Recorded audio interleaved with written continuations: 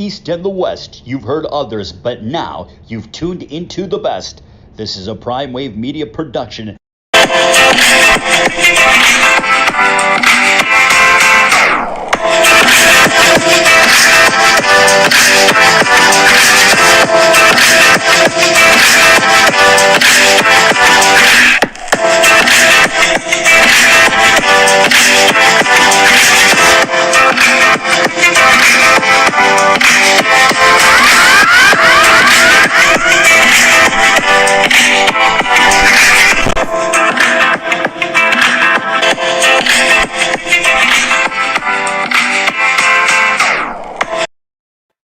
What's up, world? It's the one and only Pop DiBiase, the Primetime Capper, and it is time for the premier sports betting show, the Primetime Angles Live. And you know that we've been getting some coaches hired, so pretty much we were able to, the jobs that have been filled, the Bears have filled their vacancy. The Raiders also filled their vacancy as well, too. And then the Giants also filled their vacancy as well. And then also the Broncos went ahead and took care of their vacancy. So there's 5 teams left in the NFL. And where are the top head coach openings at? And these are my rankings. These are my rankings, okay? This isn't anything that's set up by a list or anything that's a mainstream situation. This is just my thoughts and how I feel on this situation. I think that if you agree, cool. If you don't, hey, let's see what your list is like, and then you explain why you have your list in the way that you do. So pretty much up first, we have the Vikings. And the Vikings, I have them as number one. Reason being is because the Vikings were a consistent team for a good decade under Zimmer. And Zimmer just wasn't able to get them to the promised land. He was able to get to a conference championship game. He got a few playoff wins as well, too. He was just a good, steady coach. And I think that pretty much his time had already passed with the Vikings.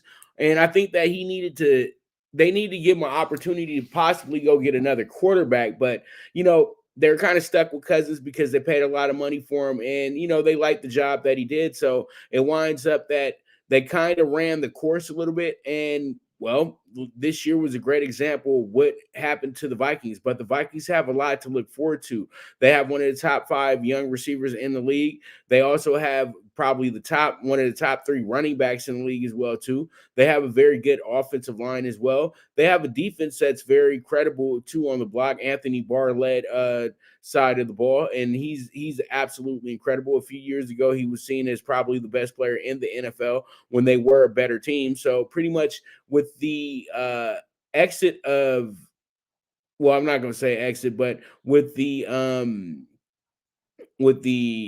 I would say the anticipated exit of Rodgers leaving Green Bay, it makes this division wide open. So when they're hiring a coach, they're trying to get somebody that will come in there and want to win right away. This isn't a rebuild situation in Minnesota. It was just we need a new voice in the locker room situation in Minnesota. So pretty much the Vikings are the number 1 landing spot, and they are doing a smart job with not just hiring the first thing that comes into the office. A lot of people had this idea, including myself, that Jim Harbaugh was going to be a cinch to be the Minnesota Vikings coach. All that did was just get headlines, and pretty much it made. And then when they said that we were not interested in hiring him at all, it told me that okay, this team is taking their time and they're just talking to people. So some of these interviews that they are having, don't overblow the situation, because Minnesota is going to do their due diligence, because they're going to try to find a coach that can get them to the NFC North title and beyond next year, not in 2 or 3 years and we build through the draft like right now type of situation. All right, so we move forward and let's go ahead and jump into the Jags. The Jags are my number 2 team, and the Jags are I would say a young coach would be the best option for the Jags. The Jags already tried to go down the road and go get themselves a coach that was seen as a stellar coach, but on another level, that was on the college level. Urban Meyer never lost so badly in football until he got to Jacksonville. And it was a little bit of both sides that were at fault. You had Urban Meyer, who had big expectations and thought these guys could play up to those expectations. And then you had guys that just couldn't handle the pressure of a guy who just wants to win. And I think that they just were a bad fit because they really wanted him to build something in Jacksonville and wait on, becoming this team that's a contender. They felt that they could have a year or so, but Urban Meyer wanted to be good right away, and it just did not mesh. And I think that he was just too. It was his style of coaching wasn't good for this team. Now, if he was coaching a team that's one of the better teams in the NFL, it wouldn't have been any issues. But this team needed somebody to actually coach them up, teach them, show them that they can be better players and things like that. So I think that's what happened with the Jaguars situation. Now, what I would say the best fit for them would be a very young, hip coordinator and things like that. I thought that Byron Leftwich was a good idea, even though I feel like it's kind of like, wow, you throw a guy away now since he's a little popular on the block again, you want him back. So that right there, and it was kind of they did kind of, they kind of messed us up a little bit. That we thought that Leftwich was already going to be hired as Jacksonville's coach, and he wasn't. So I'm saying I think that they should be able to snatch up one of these younger coordinators here with one of the teams that's possibly in the Super Bowl, or one of these teams that just came off of came out of the playoffs. But I would say this: I would love to see Raheem Morris take over this Jaguars team. I think that he's somewhere. He was a head coach already in the NFL, and he started young. And I think that he had the potential to be really, really good. But I think that he was just so young and so eager to try new things, and they weren't ready for that at that time. So now he's been able to polish himself up a little bit over the last decade or so, and he's became a great leader of men, and he did an incredible job of keeping things together in Atlanta a few years back when he was the interim coach. So I would say that he's the perfect fit for Jacksonville right now, and that would be Raheem Morris. So pretty much we move forward. Let's go ahead and talk about the Texans. And the Texans, you know what? The Texans were almost number one. And I know that it would have shocked a lot of people, but the Texans, if I was a guy who had these options out of this group, honestly, I would put them at number one, but I have to put it into the terms of where the roster stands and where the thinking of the front office, all that good stuff. But I say the Texans, if you're a coach that has an idea of building something and possibly having some time to build it, as long as that you guys are playing competitive week in and week out, I think Houston's the perfect place, because Houston has never been a team that really was that bad. You know what I mean? In their whole history of the last 20 years, they've had some really bad seasons, okay?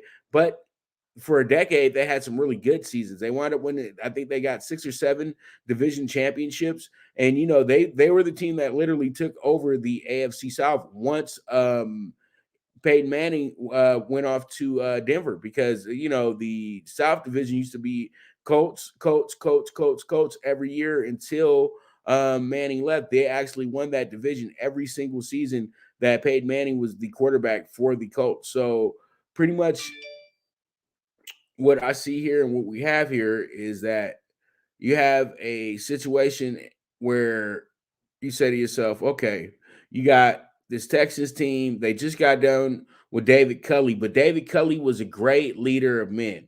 They didn't win games, but they competed. And when they did get blown out, it wasn't like they didn't compete in the blowout. They just were just overwhelmed. And I think that he did a great job with this team. So I think that if you can get a coach that's similar to what he's doing, and is a little bit younger, I think things could work out very well for you. I think that I know that the Cowboys were able to keep both of their coordinators intact, and I know that those guys were willing to move on and go and get some head coaching jobs if it was the right fit. So I'm thinking to myself that possibly this could be a good situation for a guy who's already coached and hasn't been in the league for maybe a year or so. And I know it sounds a little crazy, but Mike Smith wouldn't be too bad for this role. And I would say this: you could possibly try to see if you could go ahead and go into the college ranks and see if anybody would be interested and becoming the coach of the Houston Texans. I know it's later in the process, but you can still have a possibility of interviewing that coach and possibly bringing that coach in. So there it is with that. And we move forward to the bottom of the group, and this is going to be the Dolphins. And I know the Dolphins possibly have one of the better rosters. I know they got the best defense out of this group for sure. And I'm just putting them at 4 because they easily could have been number 1, but there's a lot of toxicity going on in the front office right now, and I think that's not good for a head coach coming into a situation like that. So I think that they have to go ahead and get somebody who's a very calm, cool commander.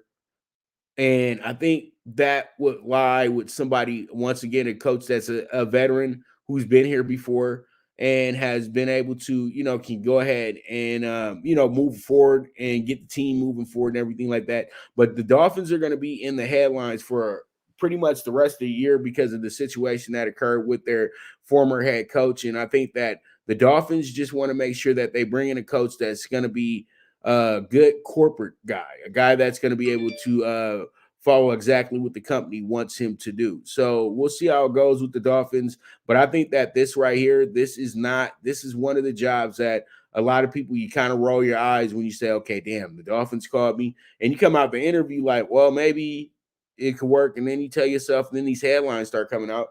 You like, do I really want to be, an employee of this owner, at the end of the day? And all in all, the Dolphins are going to be in a lot of trouble, okay, when it comes down to what's going on in the front office. And it's just tough for a coach to just want to just be gung-ho and just jump into being their head coach. So the Dolphins have the roster. They have potential. But the thing is, though, do you want to deal with the front office? That's the question. So we move forward, and let's go ahead and jump into number 5. And number 5, they're here for a reason, because you guys have to understand, Breeze, pre-Sean Payton, this team was absolutely awful. They did have a pretty nice little run up under former coach, Jim Haskell.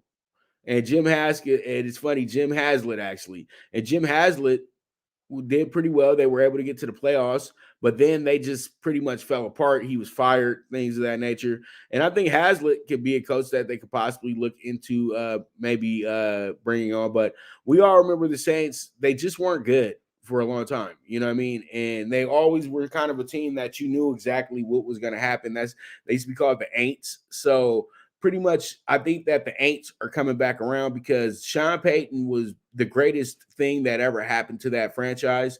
And the second greatest thing that ever happened was having Drew Brees as well, too. And I truly do think that the Saints are in a position now where they're going to be rebuilding for the next few seasons. So I don't think that they're going to take on a coach that's going to be expensive or a coach that's going to be a wizard or anything of that nature. I would think that this team would like to really go ahead and build up the roster back over again. See, this is a team that has a lot of assets in place to where they can go ahead and make some good moves as well, too, because, they still have Michael Thomas, who was out all season last year. Now with Peyton gone, they can go ahead and start making those moves to get him on off the roster, get that big money off the roster. Then you have Kamara, who's a star player. But then you tell yourself, if you can go ahead and acquire more draft picks for this guy, then go ahead and do it. See, the thing is with the Saints they're going to have to draft a rookie quarterback. And there's this quarterback class isn't good enough to warrant the Saints having a right now guy. So I think that the Saints would rather wait a year because they do have options with Hill and with Jameis. But I think, though, Jameis might be on the way out because when you look at it, he came to play for Sean Payton, and Sean Payton's not there anymore. But this is a great opportunity for him to go ahead and be the full-fledged starter without there being an idea of having, Hill coming into the game for you so he can run some gadget plays. But all in all, I think that this might sound a little crazy, but I think the Saints really don't need to go too far. They could go ahead and just have their defensive coordinator, Dennis Allen, become the head coach of the team. Dennis Allen had head coaching experience. He was a very young coach when they brought him to Oakland. And I thought he had potential to be a really good coach, but the Raiders weren't designed to be a good team at that time. And I thought that when they were able to get the young players that were going to be able to push the franchise forward. They could have stayed with Allen as the coach and built everything together, and they wound up firing Allen and getting Jack Del Rio to take over as the head coach. The next season, the Raiders are a lights out team and they're doing great. And I know Del Rio did a great job coaching them, and I love the Black River Jack. But the thing is, I thought that possibly they could all grew together, and I think that might have been almost a better option as well too. And it would have been better for, I think, a Derek Carr, because that was his coach his rookie year. That's the coach that actually believed in putting him into the game and starting him over a Pro Bowler, Matt Schaub. So I think mistakes were made in that situation. I think that he can be a better head coach now. So I would, if I'm campaigning anybody for the Saints job, it would be somebody who was already there, and that would be Dennis Allen. So, there it is, Saints number 5. And pretty much with that, we're going to go ahead and take our first commercial break. And when we get back, we're going to go ahead and jump into some boxing news. So you guys stay tuned. This is the Premier Sports Betting Show, the Primetime Angles Live. Good News Only Racing Club, led by the legendary Doug O'Neill, the trainer of 2 Kentucky Derby winners and I'll Have Another and Nyquist. Also trained 2-time Breeders' Cup champ Golden Sense, who are just a part of a long list of thoroughbred champions trained by Doug O'Neill. The Good News Only Racing Club has a young core of horses to look out for in Dennis's Celery, Irish Heatwave, and Notre Dame, just to name a few. Win the day every day with the Good News Only Racing Club, a proud sponsor of the NFL Bet Exchange. From the East and the West, you've heard others, but now you've tuned into the best. This is a Prime Wave Media production.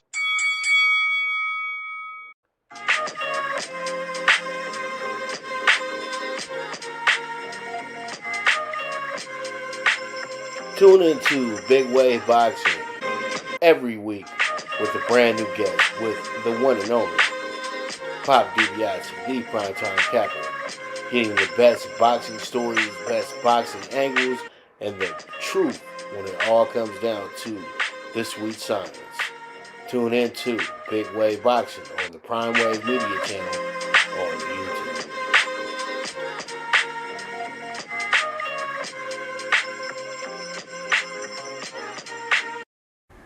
The Viget app, where social media meets sports betting. Get the latest line movements in all major sports. Track your daily bets, daily contests, the NFL over-under contest that pays out $10K in cash prizes. This is a cutting-edge app that helps betting be easy. Sign up with the reference code POPDBIC and you will be able to watch my daily show, The Primetime Angles, as a resource to building that bankroll. Viget is available in your Apple or Google Store on your iOS or Android. The social sports betting app, Viget.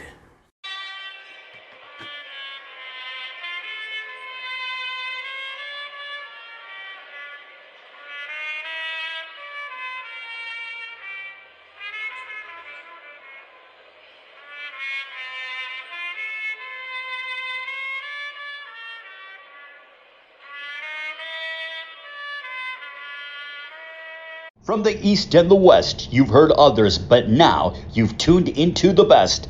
This is a Prime Wave Media production.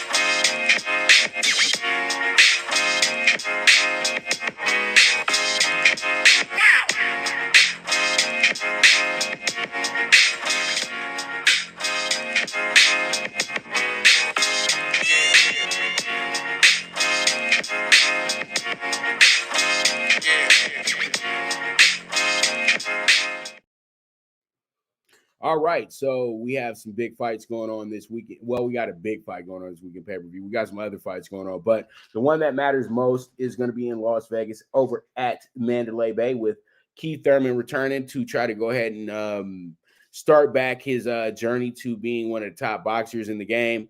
And then we got Mario Barrios trying to redeem himself after a loss to Tank Davis back in the summertime in Atlanta. And pretty much, Mario was seen as a pretty high-end, up-and-coming superstar and things of that nature. And, Keith was already established superstar. So a lot of people ask, why is this fight on pay-per-view? Because both these guys have a good job of putting butts in the seats and getting eyes to watch the fight. So pretty much this does make a lot of sense that it is on pay-per-view, because if we still had HBO and things like that, it would just be an HBO fight. But since we don't, it's going to be on Fox Sports. And Fox does a great job of going ahead and highlighting these events as well, too. So it makes a lot of sense that, it's a pay-per-view. I know it's $75, but honestly, the tickets to the fight cost triple that. So if you really do love boxing and things like that, and you do watch the fight, don't feel bad about paying for it, okay? Because that's just what the nature of the beast of today is.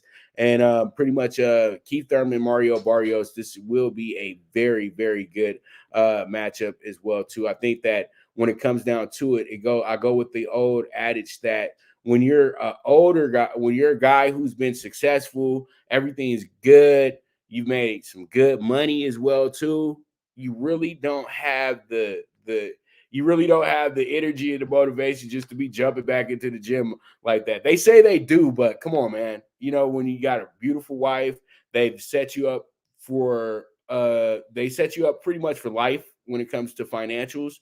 And then you also are able to be in the booth, analyzing the fights as well, too. And I think once you start analyzing the fights and you start giving your opinion out more and more and more and more, I think that it starts kind of taking away from the actual attributes of you physically doing the thing, because now you're talking more about it and that's more comfortable for you. So really, I'm trying to say, when you're comfortable, that's not always the greatest thing in boxing. And I think in the situation that Mario's in, Mario knows that he has to shine in this spot right here, because the way that we have the naysayers and people that just write people off, if he loses this one, oh, he's done. But really, he's not. He has a very full career ahead of him. But I think that this can be his defining moment. He was very close to having a defining moment against Tank, but I think that he just did not have the stamina yet to be able to hang with a powerful hitter like Tank. But at the same time, Tank kind of survived him as well, too, because he did have the reach. He did have all that. So he gave Tank his toughest fight to date, other than Isaac Cruz back at in December. So with the way that you have Tank coming into the fight, the way that you have that fight set up, Tank is at his absolute best. Keith Thurman is on what he feels is a tune-up fight. Mario Barrios is not a tune-up opponent. And see, when you come in with the mentality like that, you're probably going to lose, and you're probably going to get knocked out as well, too. So my prediction for this fight is like this. It's not going to go more than 8 rounds. And I confirm to you how I feel, because the fight can go 50-50. It can go either way. I would say, if you're going to bet this fight, bet whatever the under is going to be. But if you want some value, you want to make some money, you bet Mario Barrios to win this fight, and you bet him to KO Keith Thurman rounds 6 through 8, or you can individually just go with rounds 6, 7, and 8. And those are big, big value bets right there, all in all, because he is the dog in this fight. So if you're able to pull that off, and off of my advice, please tweet me, let me know that you were able to cash out on that. But I am picking El Aztecia, Mario Barrios, to win this fight via TKO or knockout. And yep, I said what I said. Once again, Mario Barrios wins this fight by TKO or knockout. Or we just go ahead and get the decision. Regardless, I got Mario Barrios winning the fight. All right, so let's go ahead and move on to our next topic in the boxing world. And we have a rematch set for March 19th with Jamal Charlo. And we got Brian Castano. These two fought an absolute gem of a fight back in San Antonio. It's funny because they fight in San Antonio, and you tell yourself, well, it's San Antonio, it should be a nice Charlo night and things like that. But no, you find out Brian Castano has some roots to San Antonio as well, too. So it was his night. It was his town that night. And He put on an absolute show. Many people thought that he did win the fight. I thought that it was the right decision, which was a draw, and I thought that possibly you could have gave Charlo just a eked out decision, because I know why people say, okay, because Castano did things to Charlo that you never seen before, but that doesn't necessarily mean he won the fight, because I think when it came to who had the more significant punches where it made a difference in the fight, Charlo had him stunned 3 or 4 times throughout the night, and I thought he was actually going to close the show in the 9th round. So this is a dangerous situation for Castano coming back into this fight, because the thing about Charlo is that a lot of people don't like to say is he makes major adjustments, and he's had a few rematches. And it seems like in the first rematch, he kind of will go through the motions a little bit. But the second time around, he has you all the way figured out, all the way clued up. And pretty much he'll deliver what everybody wants, a knockout. And I don't think he's going to knock Castano out, but he can stop Castano.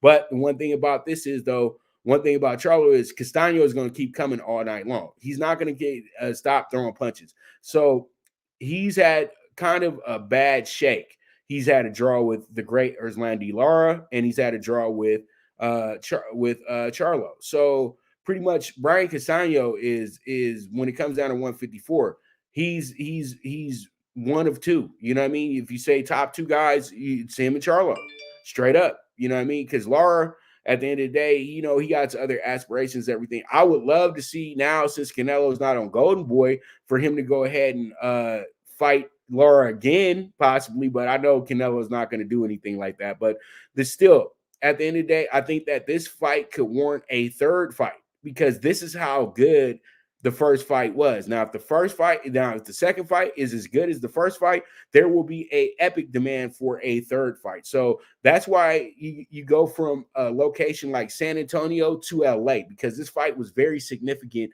in 2021. I would say this right now, though, if you're betting this fight, you would want to probably say that this one will probably go all the way. And I would say I would kind of lean towards Charlo just a little bit, because I know that he's going to make all the right adjustments. Him and Coach James will got to work pretty much as soon as they knew that they were going to set this fight up again. So let's see how it goes. Let's see how it shakes out. But that is your boxing news for today. And pretty much with that, I'm going to go ahead and take another quick commercial break. And when I get back, we're going to go ahead and jump into some hoops. We're going to talk some UCLA, State of the Lakers, and then we'll get into the NBA Thursday night as well, too. So you guys stay tuned. This is the Premier Sports Betting Show, the Primetime Angles Live. Now you and your friends can compete in the sport of kings and win big with Stable Duel. Get the app, pick your horses, and get in on the thrill of horse racing. With daily games competing against other players. Bring home the glory and the cash, and move up the annual leaderboard while you leave your competition in the dust. Get in the game with Stable Duel. Play, race, win. Good News Only Racing Club, led by the legendary Doug O'Neill, the trainer of 2 Kentucky Derby winners and I'll Have Another and Nyquist. Also trained 2-time Breeders' Cup champ Golden Sense, who are just a part of a long list of thoroughbred champions trained by Doug O'Neill. The Good News Only Racing Club has a young core of horses to look out for in Dennis's Celery, Irish Heatwave, and Notre Dame, just to name a few. Win the day every day with the Good News Only Racing Club, a proud sponsor of the NFL Bet Exchange.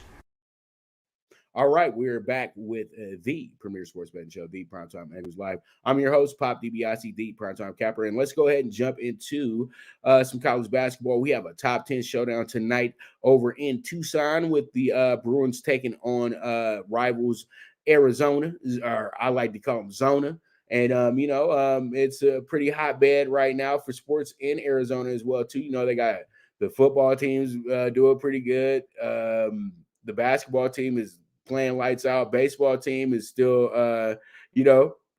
I don't know if they'll be in town too much longer, though, to be honest with you. I've been hearing a lot about San Antonio lately. And then, the hockey team is literally trying to figure out a way to get back to Canada, but they'll always have the bear down, the Wildcats. So the biggest rival comes into town today, and that's UCLA. So this game, it doesn't really matter if they're top 10 ranked or if they were both had one win on the season. This game is going to be intense, and it's always a tough game for the Bruins when they go to the desert. Even though Arizona came to Poly and got worked last week, it don't matter.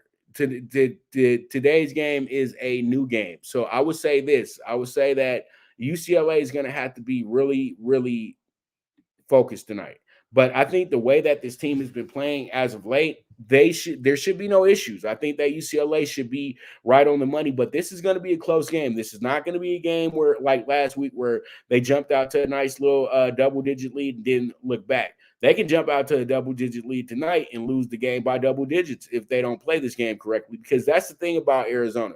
Like, their team, they're slow starters. So I think that tonight, if they start slow, UCLA has to literally take their soul like immediately. You know what I mean? You can't let them hang around. That's the whole thing. And I think that I'm saying this because you want UCLA to send an absolute statement that they are the Pac-12, that they're running the Pac-12 this year, and that everything that goes through the Pac-12 goes through Westwood. So tonight is another big test for the Bruins, who are looking absolutely amazing right now. And with this win, will possibly propel themselves.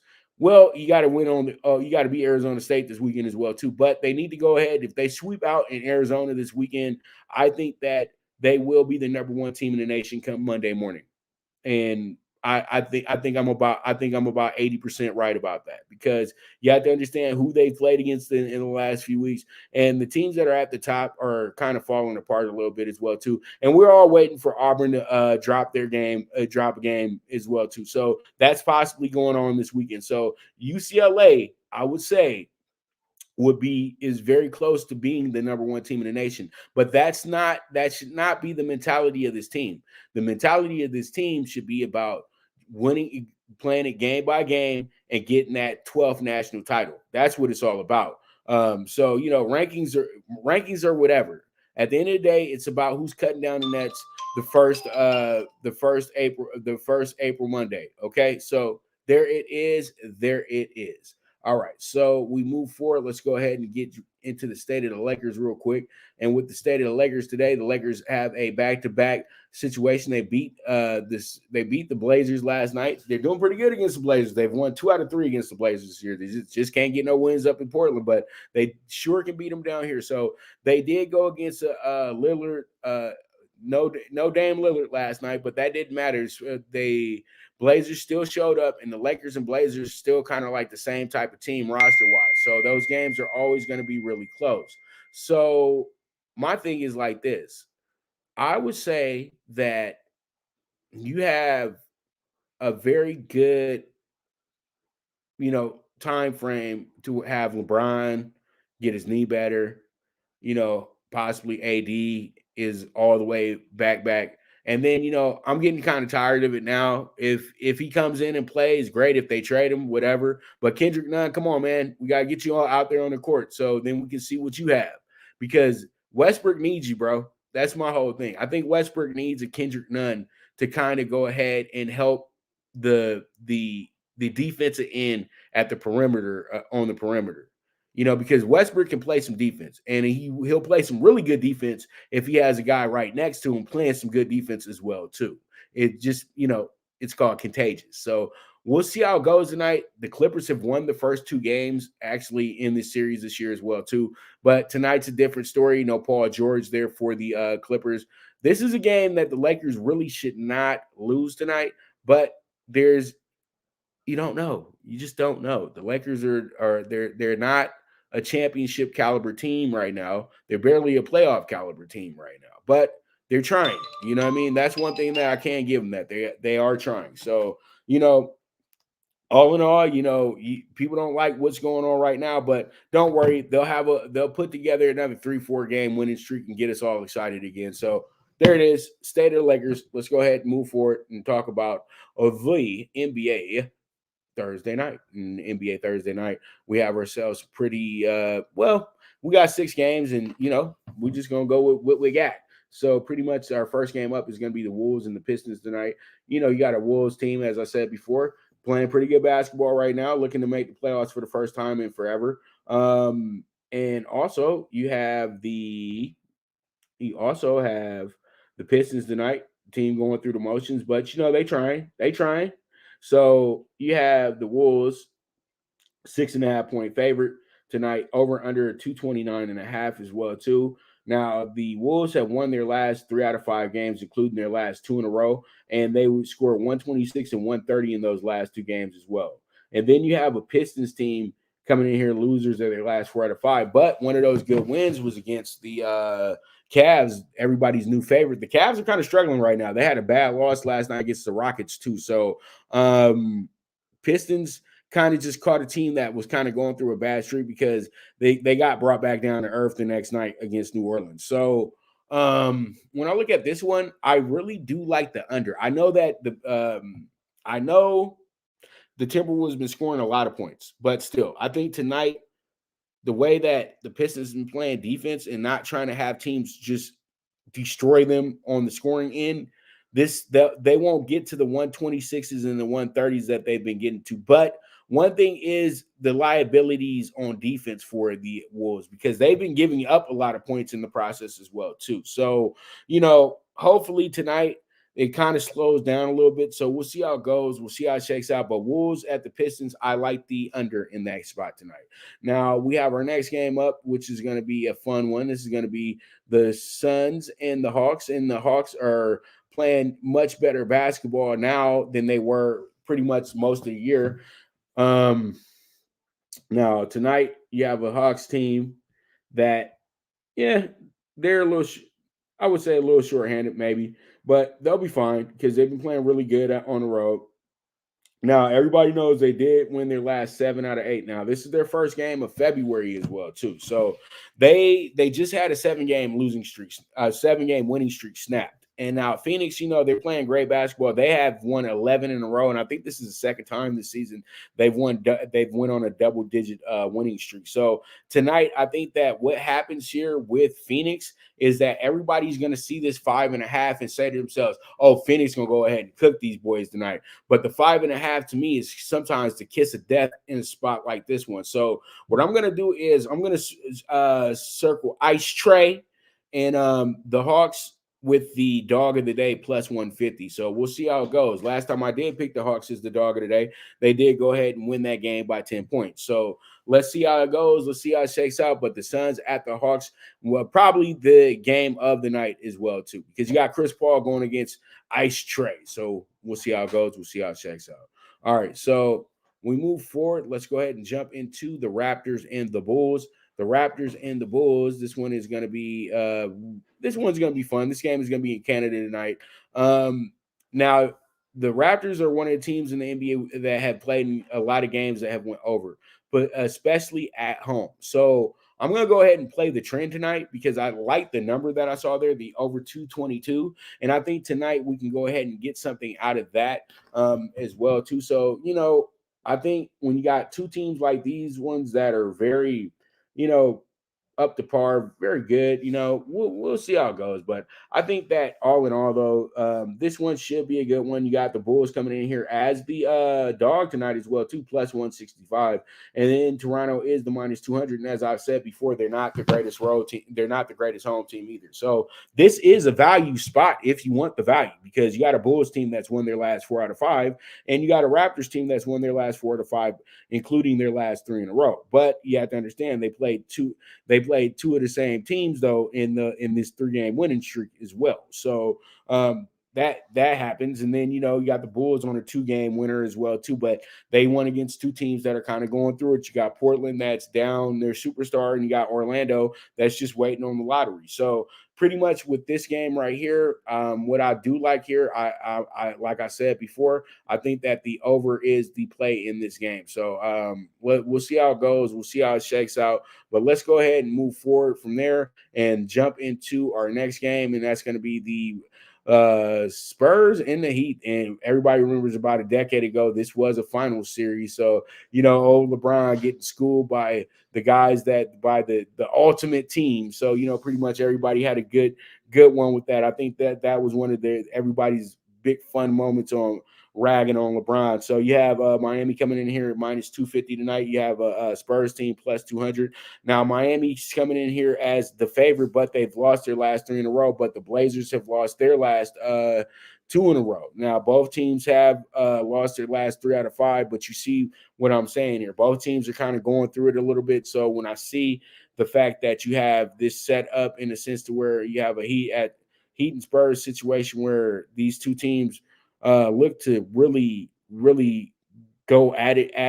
I would say this. I would go ahead and tell you guys that I think the Spurs should be in a good spot tonight. I like a team that lost 2 in a row at home more than a team that lost 3 in a row that's coming in as the road team. Now, I know this looks like a gimme game for the Heat, but I think the Spurs are going to make them work a little bit tonight because I think they want to get back on the win column as well, too. So we'll see how it goes. The +6 is a good play. So we'll see how it goes. We'll see how it shakes out. Heat at the Spurs. All right, so let's go ahead and move on to the final game of the group, and that's going to be this ain't a crosstown rivalry, but this is more like a down the 5 type rivalry. You got Sacramento, where the capital of California is at, and then you got the Warriors, the pride of Oakland and San Francisco, pretty much the pride of the Bay Area. Now, Sacramento is the pride of the farm people of California. So we'll see how it goes, but it is what it is. And Sacramento always kind of gets a bad look to me because they did come in a weird way to California. They came with the owner that thought Sacramento was going to be like a big money town, and it wound up not being like that. But I think it was still a better bet for him than being in Kansas City at the time, because you guys have to remember the Sacramento Kings used to be the Kansas City Royals, okay? And before that, they were the Cincinnati Royals. And before that, they were the Syracuse Nationals. Yeah, you see? I got I know my history about the NBA, y'all. So, I always like to go ahead and throw that out there as well, too. So, they were the Rochester Royals. I'm so sorry. The Syracuse Nationals were actually the Philadelphia 76ers. I'm very sorry about that. So pretty much, yes, the old Rochester Royals. So pretty much, so you can just see the Kings have been a franchise that have been around for a long time, and they've came from a lot of places. So I like the Kings, though, tonight, but I think that the Warriors will absolutely crush tonight. So that's why I'm going to take them with the minus 13.5. And you guys know me, I hate taking spreads like this, but Kings very shorthanded tonight. And I just really do think that they are getting very close to blowing the whole team up. So they're figuring out ways to not play, these guys that are on the trading block right now. So we'll see how this one shapes up, but I'm expecting the Warriors blowout, and we'll just go from there.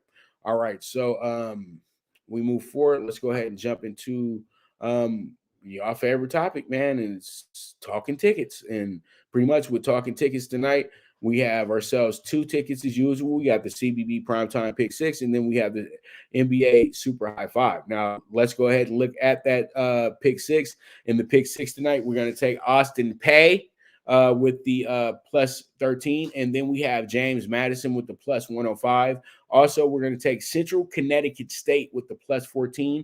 Then we're going to take Illinois Chicago with the minus 6 tonight. And then we're throwing in Oral Roberts with the minus 7. And then we finish off with Brigham Young University, BYU, with the minus 125. And if you guys don't want to play the parlay, single what you like, but why not play the parlay? You know what I mean? So you put up 20, you get 960. You put up 50, you get $2,400. So, hey, this has all the makings in the world to go ahead and get hit. And as I always like to say, my odds are much better than the lotto. So let's see how it goes. Let's see how it shakes out. And there it is for the CBB PrimeTime PK6. Now let's move forward, and here goes the NBA Super High Five back in review. As I said, to start off the NBA Thursday nights, I'm taking the under with the 230 and Pistons and Wolves, and then we're also doing the Hawks money line plus 150.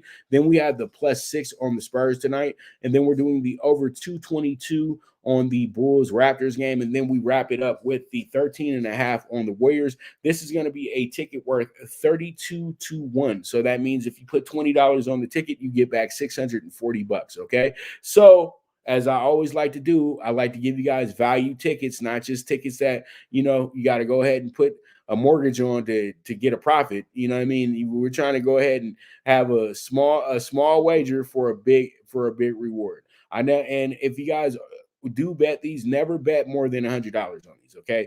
Because they are parlays, and I like to consider these kind of lotto tickets in a sense. So you got to make sure that, if you're doing this, then, be smart about it. You don't have to go in there and be like, all right, I'm about to throw 200 on it. You don't have to be big time, all right? Unless you big time. You know what I mean? If you can afford to lose it, do what you like. But if you can't afford to lose it, man, keep betting them pennies and nickels, brother, if you want to really bet, okay? So pretty much there it is. I want to thank you guys so much for tuning in today. You guys are the absolute best. Tomorrow there will be no show because I'll be traveling. So pretty much you guys be on the lookout, though. There will be a lot of content getting produced this weekend and everything like that getting thrown out there. So you guys just be on the lookout, man. You guys already know what it is. The movement is moving, and you guys are the absolute best, as I always say. Always bet with your head, not with your heart. If you got a hunch, bet a bunch. This is the Premier Sports Betting Show, the Primetime Angles Live, and I am your host, Pop DiBiase, the Primetime Capper, and I bid adieu. I'm gone.